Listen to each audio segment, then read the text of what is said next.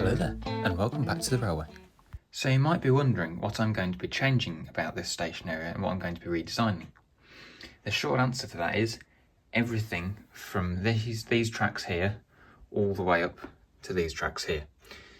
Now, I've been a bit unhappy with how the station has been now for quite some time. One of the big things as well is I'm not a keen fan anymore of the Metcalfe station that you see there. Now, it looks really nice and really detailed, but for me it just seems a bit oversized for the station that I've got here. And it does seem very block, so it's a very, if I bring it over to shot, it's a very built in one go kind of building. So I quite like the idea of having a station that doesn't look as blocky as that one does. And that replacement station is going to go here, where the other one is now. But instead of it being here, it's going to be pushed right back, so it's against the wall like that. Now, this will allow me to move these tracks over, and I shall show you in the next section why that is important. I've now brought you to a bird's eye view of the station area. Now, as you can see here, all of the tracks are perfectly straight. That is one of the other things that I'm going to be changing with the new layout to the station. As well as this, we're going to be saying goodbye to the coach storage sidings and the coaching shed, as this will give me more room for creative freedom in the new station area. So I had a rough idea in my head of what I was going to do. So as you can see on screen now, here is the rough track template, as you could say, as to what I was thinking of doing.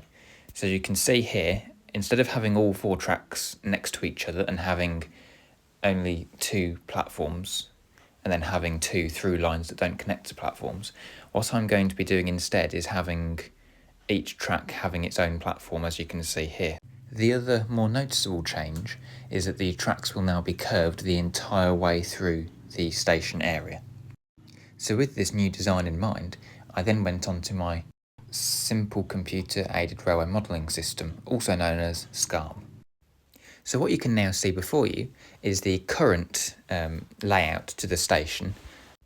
The measurements on this aren't quite perfect, so as you can probably tell, the turntail might be slightly out of alignment, or some of the tracks might not be exactly where they should be, but it gives me a nice idea then as to where the tracks sit in correlation with each other. And here it is, the track plan for the new and improved Austin Central Station. So as you can see, I've achieved both of the aims with this new station.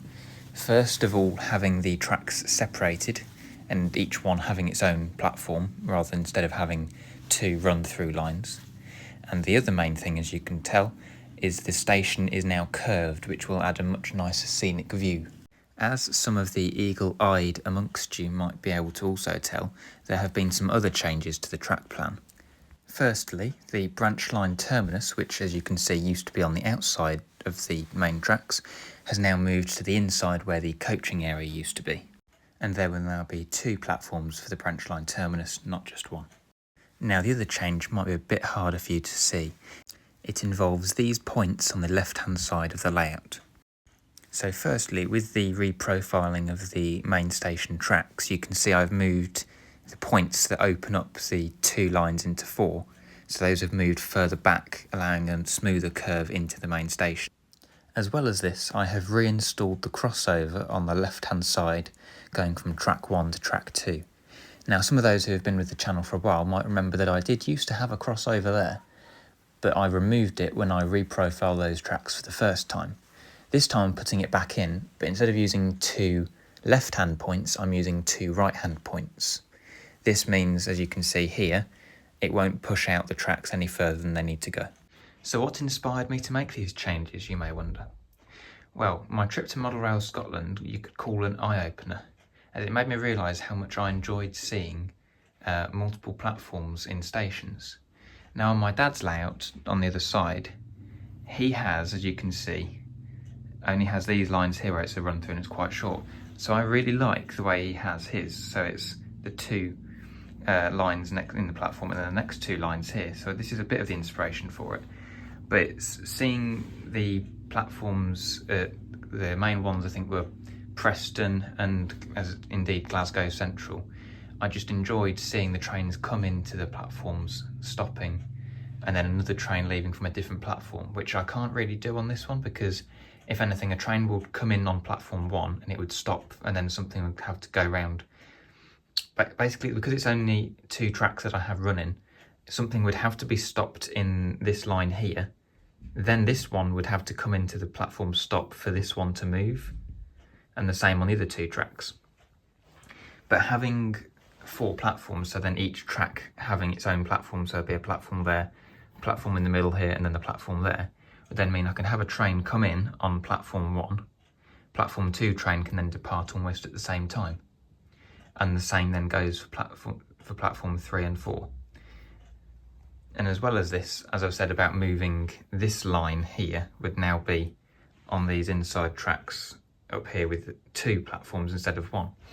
Now this would then mean I can have a bit more of a shuttle system going around, so I can have, say, 2 trains here. One of them will start and go all the way up to the branch line station. It will then, say, come back, and as soon as that one arrives back here, the next one can leave. And it can then be that then there's one going constantly, one after the other, which I couldn't do with this one. It would have to be one would go, it would wait at the other end, then it would come back, and it would almost be an instant turnaround.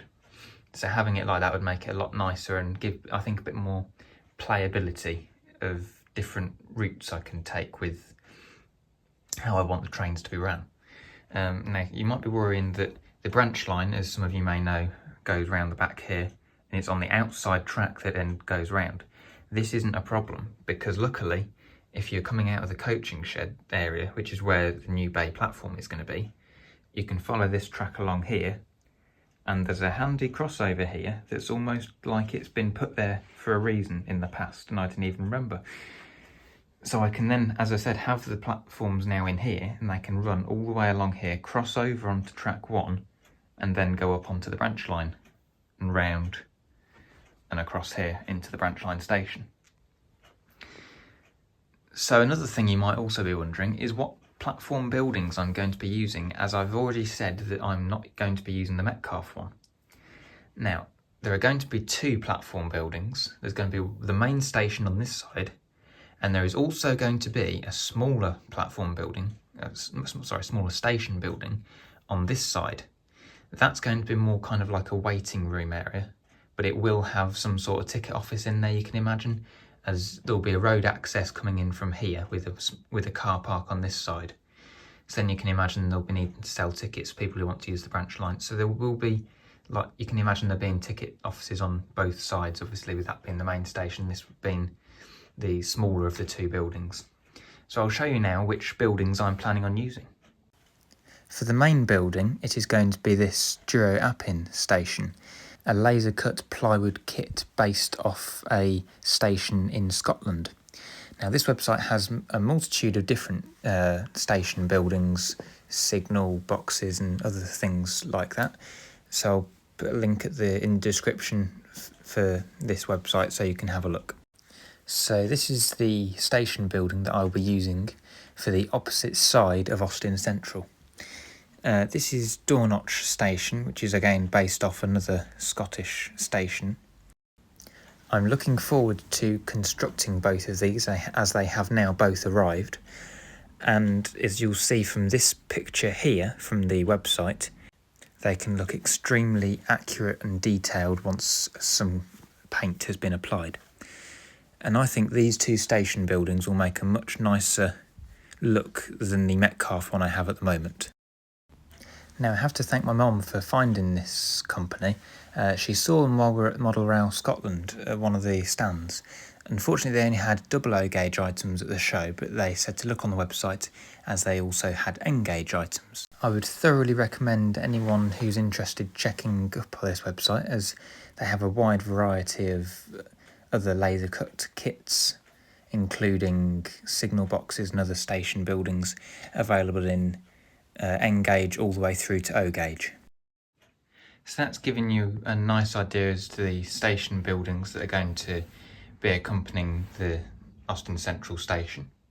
You may also remember in the video I did, was it last week or the week before? The video 2 weeks ago where I showed you the items I got from Model Rail Scotland. I also had 2 laser cut footbridges. Now those will also be used for this station here, and those will go across onto connecting the two platforms. So I'm looking forward to start building those as well. So what do you guys think of my new ideas for the layout of the station? Do you think it will be an improvement? Do you prefer how it is now? Let me know down in the comments section below. If you've got any suggestions, hints or tips for anyone, just let us know down in the comments section below. If you've enjoyed the video, please do hit the like button and please do consider subscribing, it's free. So thank you for watching this video, and I'll see you in the next one. Goodbye.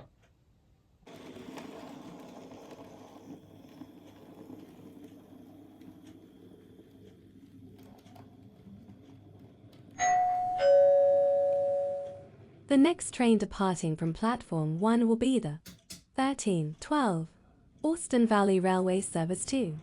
The new station, calling at who knows where. Are we there yet? Delays Central. And finally the new station. This train is formed of 6 carriages. This will be the last train departing from this station. If you need transportation in the meantime, you can find an unreliable rail replacement bus service nearby. Thank you for traveling with us.